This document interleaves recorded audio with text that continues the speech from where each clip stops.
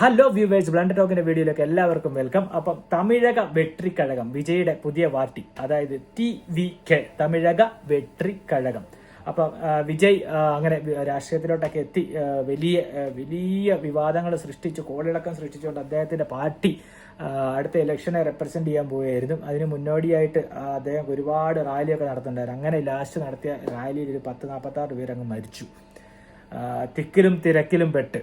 അതിനുശേഷം അണ്ണനെ കാണാനില്ല. വിജയണ്ണൻ എവിടെ ഒളിവിലാണ്, അതോ ഈ പറഞ്ഞ പോലെ മറ്റു രാജ്യങ്ങളിലേക്ക് പോയോ ഒന്നും അറിയില്ല. അദ്ദേഹത്തിന്റെ കേസ് പോലും ഒഫീഷ്യൽ കേസ് പോലും എടുത്തിട്ടില്ല, പോലീസ് അറസ്റ്റ് ചെയ്തിട്ടില്ലെന്നുമാണ് വിവരം.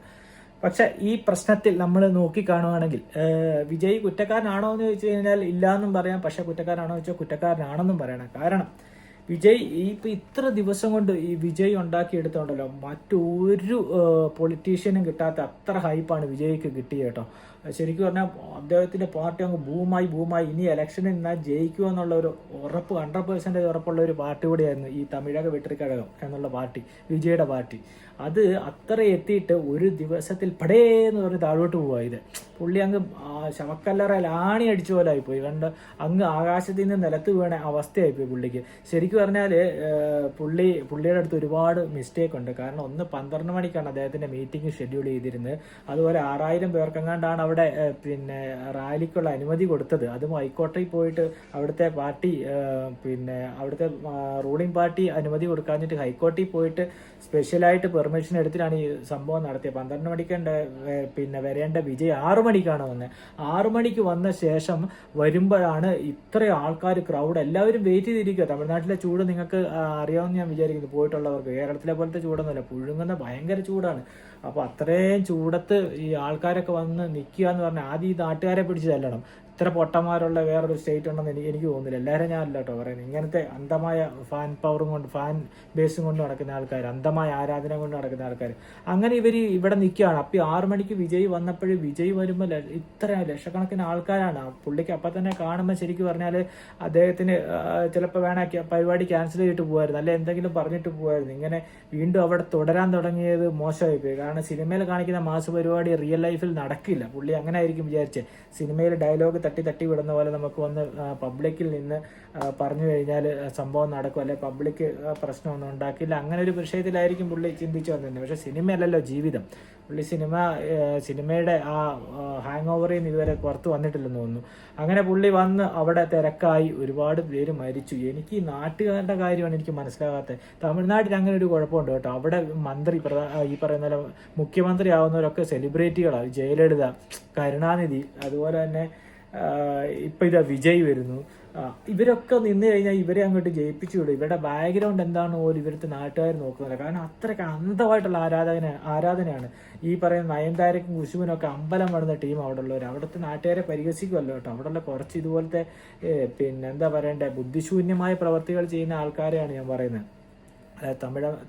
തമിഴ് മക്കളെ എല്ലാവരും ഞാൻ അവമാനിക്കുമല്ലോ. അപ്പോൾ നിങ്ങൾ ചിന്തിക്കണം, ഈ റാലിക്ക് നിബിള് കുപ്പി അതിൽ നിന്ന് പാല് കുടിക്കുന്ന കുട്ടികളെ വരെ കൂട്ടിക്കൊണ്ട് വന്നു കഴിഞ്ഞാൽ ഈ നാട്ടുകാരുടെ ഒരു ചിന്താഗതിയെക്കുറിച്ച് നിങ്ങളൊന്ന് ആലോചിക്കണം.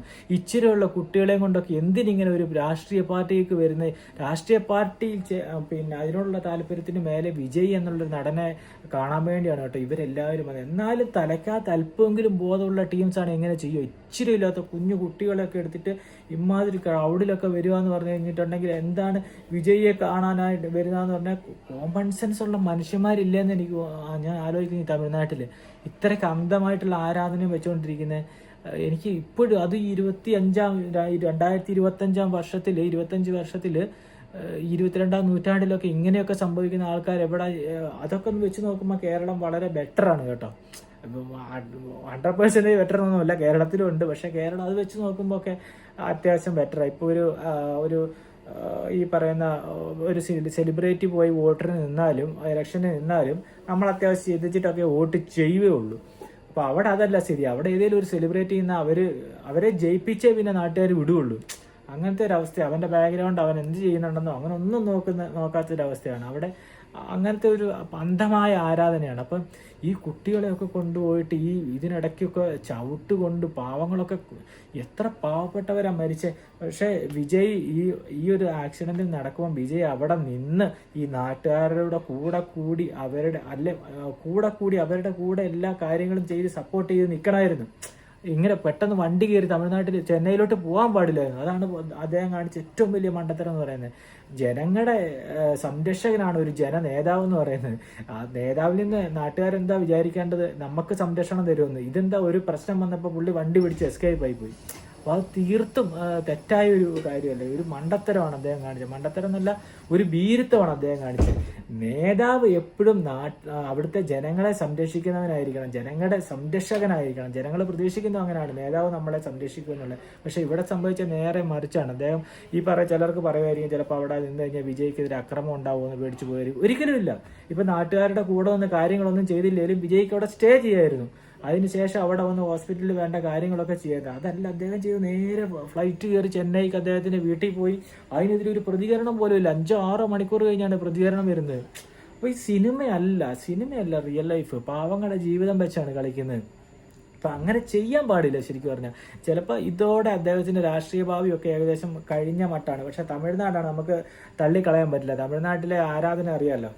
എത്ര തൊട്ടിത്തരം കാണിക്കുന്ന ആക്ടറാണെങ്കിലും അവർ ഇലക്ഷന് വന്നു കഴിഞ്ഞാൽ അവരെ പിടിച്ച് മന്ത്രിയാക്കുന്ന ടീംസാണ്, ജയിപ്പിച്ചു വിടുന്ന ടീംസാണ് അവിടെ ഉള്ള കൂടുതൽ ആൾക്കാർ. അപ്പോൾ അവർ ഈ പറയുന്ന പോലെ ഇലക്ഷന് വന്നാൽ ഇനിയും ജയിപ്പിക്കുമായിരിക്കും. പക്ഷെ ഒരുവിധം ആ സംഭവം നടന്ന സ്ഥലത്തുള്ളവരൊക്കെ ഒരുവിധമൊക്കെ ഇദ്ദേഹത്തിനെതിരായിട്ടുണ്ട്. സോഷ്യൽ മീഡിയയിലൊക്കെ വളരെ ഇദ്ദേഹത്തിനെതിരെയുള്ള സംസാരമൊക്കെ വന്നിട്ടുണ്ട്. കാരണം അദ്ദേഹം കാണിച്ച് തീർത്തും നിരുത്തരപരമായ ഒരു സമീപനമാണ്. കാരണം ഒരു പ്രശ്നം വരുമ്പോൾ കൂടെ നിൽക്കുന്നതിന് പകരം ഒളിച്ചോടുവാണോ, അങ്ങനെയാണോ ചെയ്യേണ്ടത്? അത് വളരെ മോശം. ഒന്നെങ്കിൽ അദ്ദേഹത്തിൻ്റെ രാഷ്ട്രീയ ഭാവി ഇതോടുകൂടി തീരും, അല്ലെങ്കിൽ ഈ പറയുന്ന തമിഴക വെട്രിക്കഴകം എന്നുള്ള പാർട്ടി ചിലപ്പം രക്ഷപ്പെട്ടു പോകും. അല്ലെങ്കിൽ ഇതോടുകൂടി ആ പാർട്ടി എന്ന് പറയുന്ന സംഭവത്തിൻ്റെ അസ്തമയമായിരിക്കും. വീണ്ടും അദ്ദേഹത്തിന് സിനിമയിൽ പോയിട്ട് പുള്ളിയുടെ സ്ഥിരം പരിപാടിയൊക്കെ കാണിച്ച് തട്ടിക്കൂട്ടി ജീവിക്കാമെന്നാണ്. സിനിമ ഏകദേശം ഇറങ്ങുന്നതൊക്കെ ഏകദേശം പൊളിഞ്ഞു വന്ന് ഇടയ്ക്കൊരു ഹിറ്റ് കിട്ടുന്നുണ്ട്. അപ്പോൾ അദ്ദേഹത്തിന് ബെറ്ററായിട്ട് ഓപ്ഷൻ തോന്നിയത് ഈ പറഞ്ഞ പോലെ എന്താ പറയണ്ടേ, പൊളിറ്റിക്സിലേക്ക് ഇറങ്ങാം എന്നതായിരിക്കും. ചിലപ്പോൾ അദ്ദേഹം നല്ല പ്രവർത്തികൾ ചെയ്യായിരിക്കും, എനിക്കറിയാൻ പാടില്ല. സ്റ്റേജിൽ നിന്ന് ഡയലോഗ് അടിക്കുന്നതോ സിനിമയിൽ രക്ഷകനായി വരുന്നത് പോലല്ല പൊളിറ്റിക്സ്. ജനങ്ങൾക്കിടയിലേക്ക് ഇറങ്ങും. ജനങ്ങളുടെ രക്ഷകനാണ്. സിനിമയിൽ ഒരു സ്റ്റേറ്റും രാജ്യവും ഒക്കെ രക്ഷിക്കുന്ന ഒരു മനുഷ്യനാണ്. ഇവിടെ ഒരു 19,000 ആൾക്കാരുടെ ജീവന് ഉത്തരവാദിത്വം ഏറ്റെടുക്കാനോ അല്ല അവരെ സംരക്ഷിക്കാനോ പറ്റാത്ത ഇദ്ദേഹത്തിന് എങ്ങനെ ഒരു സംസ്ഥാനത്തിന്റെ ഭരണ ചുമതല ഏൽപ്പിച്ചു കൊടുക്കാൻ നാട്ടുകാർ തയ്യാറാകും? അതാണ് മെയിനായിട്ടുള്ള ഒരു പോയിന്റ്. ഇപ്പൊ അദ്ദേഹം ഉണ്ടാക്കി വെച്ച എല്ലാ ഇമേജും തകർന്നില്ല. ഒറ്റ രാത്രി കൊണ്ട് അദ്ദേഹത്തിന്റെ എല്ലാ ഇമേജും തകർന്നു. ഇതിലിപ്പോ ഈ പറഞ്ഞ ഗൂഢാലോചന ഉണ്ടോ എന്നൊക്കെ, ഗൂഢാലോചന ഉണ്ടാകാൻ വഴിയൊന്നുമില്ല. ഇത്ര ആൾക്കാരെ എങ്ങനെ അഫോർഡ് ചെയ്യും? അത്ര ആൾക്കാർക്ക് പെർമിറ്റ് ഈ പറയുന്ന പോലെ പെർമിഷൻ കൊടുക്കാൻ പറ്റില്ല എന്ന് അറിയിച്ചാണ്. പക്ഷെ ഈ നാട്ടുകാരുടെ ഭാഗത്ത് മിസ്റ്റേക്ക് ഉണ്ട് കേട്ടോ. നാട്ടുകാർ ഇവനെതിരെ തിരിയുമ്പോഴും നാട്ടുകാർ ചിന്തിക്കേണ്ട ഒരു കാര്യമുണ്ട്. ഈ ഇച്ചിരി ഇല്ലാത്ത കുഞ്ഞുകുട്ടികളും സ്ത്രീകളെയും കൊണ്ട് എന്തിന് ഈ പരിപാടിക്ക് പോയി എന്നുള്ളതാണ്. ഇദ്ദേഹം ജയിച്ചാൽ ഇവർക്ക് എന്താ ഇപ്പോൾ വലുതായിട്ട് ചെയ്യാൻ പോകുന്നത്? അദ്ദേഹം ഒരു രാഷ്ട്രീയ പ്രവർത്തകനാണ്, അല്ല ഈ സിനിമയെ കാണുന്ന പോലെ ഇപ്പോൾ ഓടി വന്ന് നാട്ടുകാരെ ഒന്നും രക്ഷിക്കുമെന്ന് വിചാരിച്ചിട്ട് നിങ്ങൾ പോകാൻ പാടില്ലായിരുന്നു. സംഭവം സംഭവിച്ചു. പക്ഷേ തമിഴക വെട്രിക്കഴകത്തിൻ്റെ എനിക്ക് തോന്നുന്നു തിരശ്ശീല വീണ ലക്ഷണമാണ് ഏകദേശം. വീണ്ടും മറ്റേ സിനിമ തിരശ്ശീലയിട്ട്, കൊട്ടകയിലെ തിരശ്ശീലയിട്ട് വിജയ്ക്ക് തിരിച്ചു പോകേണ്ട അവസ്ഥയാണെന്നാണ് തോന്നുന്നത്. ജുഡീഷ്യൽ അന്വേഷണമൊക്കെ വരുന്നുണ്ട്. ചിലപ്പോൾ പേരിനായിരിക്കും ഉള്ളിൽ പോയാലും ഉണ്ടാവുക. പക്ഷേ ഈ സമയമൊക്കെ ഉള്ളിൽ പോയാൽ ചിലപ്പോൾ അദ്ദേഹത്തിന് സപ്പോർട്ട് കൂടുകയും കൂടെ ചെയ്യും. അങ്ങനെ ജനങ്ങൾക്കെതിരെ ഒരു സിമ്പതി ജനങ്ങൾക്കുള്ളിൽ വരാൻ സാധ്യതയുണ്ട്. പക്ഷേ ഇപ്പം എല്ലാവരും സൈലൻ്റ് ആണ്. അവിടുത്തെ ഭരണ പാർട്ടി പോലും ഇപ്പം കേസെടുക്കാത്ത അതുകൊണ്ടാവും. ഇപ്പം പിടിച്ച് ജയിലിൽ ഇട്ട് കഴിഞ്ഞാൽ ചിലപ്പം അതൊരു എന്താ പറയണ്ട, ഒരു സിമ്പതി വർക്കൗട്ട് ആകുകയും ആ പുള്ളിക്ക് വോട്ടായി മാറുമെന്നും അവർക്കറിയാം. പക്ഷെ അതുകൊണ്ടൊക്കെ കൂടിയായിരിക്കും ഇപ്പം സൈലൻ്റ് ആയിട്ടിരിക്കുന്നത്. അങ്ങനെ എന്തായാലും എനിക്ക് പറയാനുള്ള കാര്യം എന്ന് വെച്ചാൽ ഒരു നായകൻ എന്ന് പറഞ്ഞാൽ എല്ലാവരുടെയും, അല്ലെ ഒരു സ്റ്റേറ്റിൻ്റെ കാവൽക്കാരൻ എന്ന് പറഞ്ഞാൽ, അല്ലെങ്കിൽ ഒരു രാഷ്ട്രീയ നേതാവെന്ന് പറഞ്ഞു കഴിഞ്ഞാൽ അവിടുത്തെ ജനങ്ങളുടെ കാവലാളായിരിക്കണം. ജനങ്ങൾക്ക് നൻപിക്ക വേണം. ഈ പറയുന്ന പോലെ ജനങ്ങളിൽ വിശ്വാസം വേണം, ജനങ്ങൾക്ക് അവരെ വിശ്വാസം വേണം. അല്ലാതെ ഒരു പ്രശ്നമാണ് ഇട്ടിട്ട് പോകുന്ന നായകനെ അല്ലെങ്കിൽ ഒരു നേതാവിനെ ആരും അംഗീകരിക്കില്ല. നേതാവ് എപ്പോഴും ജനങ്ങളുടെ സംരക്ഷകനായിരിക്കണം.